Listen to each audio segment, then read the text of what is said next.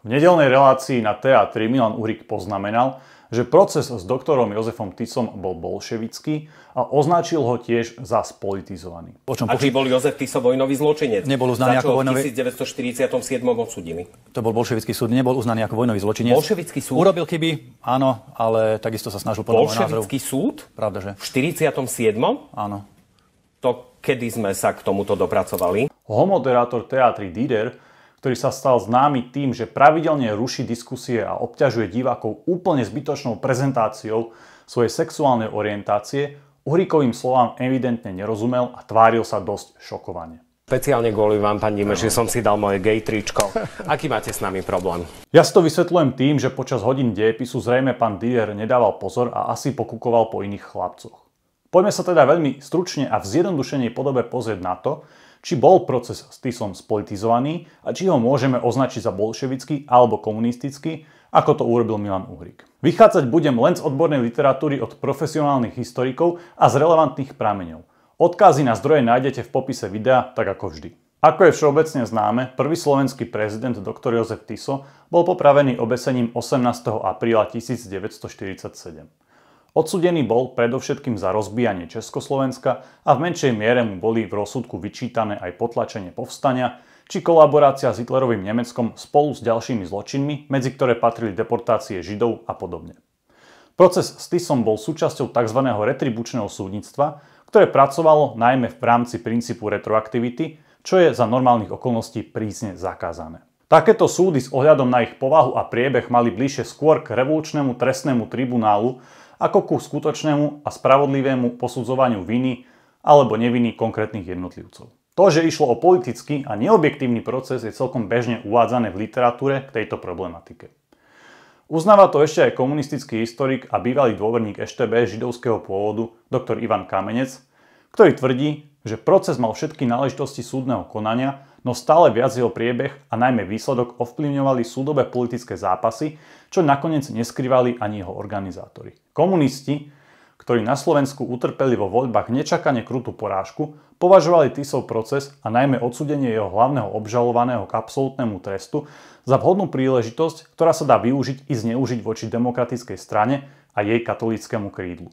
Priebeh a výsledok procesu mal byť prostriedkom na vnútorné oslabenie alebo priamo rozloženie hlavného politického súpera komunistov na Slovensku. Špičková historička profesorka Emilia Hrabovec zase uvádza následovné. Súdili a odsúdili ho predovšetkým ako kňaza a prezidenta, teda stelesnenie kresťanského zakorenenia národa a jeho túžby po vlastnom štáte, ktoré mali byť kriminalizované a navždy pochované.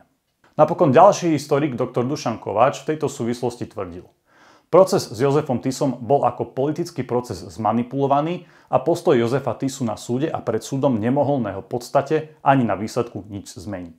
Bolševický súd? Pravda, že? V 47? Áno. Pán Dürer sa vzrušoval nad označením bolševický súd a poukazoval práve na rok 1947. Podľa všetkého narážal na to, že komunisti získali úplnú moc v Československu až o rok neskôr v 48. Áno, je pravda, že komunisti úplne ovládli Československo až po februárovom prevrate v roku 1948. No aj predtým mali na chod štátu obrovský vplyv, keďže v Čechách vyhrali voľby. Predsedom československej vlády bol od roku 1946 šéf komunistov Klement Gottwald. Na Slovensku mali komunisti úplnú moc na lokálnej úrovni fakticky už počas SMP v roku 1944.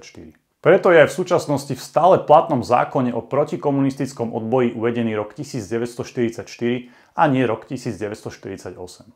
Takže nie, pán Dider, komunisti nespadli z neba v roku 1948, ale boli tu aj predtým. Navyše, za to, aby sme proces s Tisom mohli označiť za bolševický, svedčí aj fakt, že predseda súdneho senátu Daxner, jeho ďalší prísediaci či prokuratúry Rašla a Šujan boli aktívni komunisti. Doktor Tomáš Klubert v tejto súvislosti uvádza, že na spolitizovaní procesu s doktorom Tisom a spol sa výrazne podpísal i predseda Národného súdu Ivan Daxner.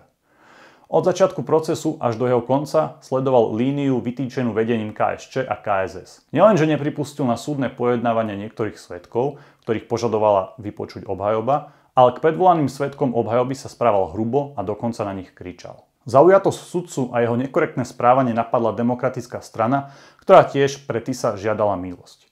Komunisti však svojho spolustraníka podržali a hrubým nátlakom pretlačili Tisovú popravu. Veľmi zaujímavé je aj svedectvo jedného z najvýznamnejších predstaviteľov demokratickej strany, evanjelického cirkevného hodnostára a popredného organizátora SMP Jana Ursiniho, ktorý bol ako svedok na Tisovom procese priamo prítomný. So súdnym pojednávaním s doktorom Jozefom Tisom, trvajúcim od 2. decembra 1946 do 15. apríla 1947, keď bol vynesený rozsudok, bolo zohraté trápne a tragické divadlo. Nepochybujem o tom, že na všetkých bol vyvinutý strašný nátlak a réžia celého procesu diala sa mimo súdu. Na záver preto stručné zhrnutie. Rôzne odlišné pohľady na Tisovú osobu, pôsobenie či postoje sú u historikov či u laickej verejnosti úplne v poriadku. V demokratickej spoločnosti je to pri takýchto kontroverzných témach celkom prirodzené. Pre niektorých ľudí bude Tiso svetec a martyr. Pre iných prezident, ktorý sa snažil ochrániť svoj národ, pre ďalších zase vojnový zločinec a vrah.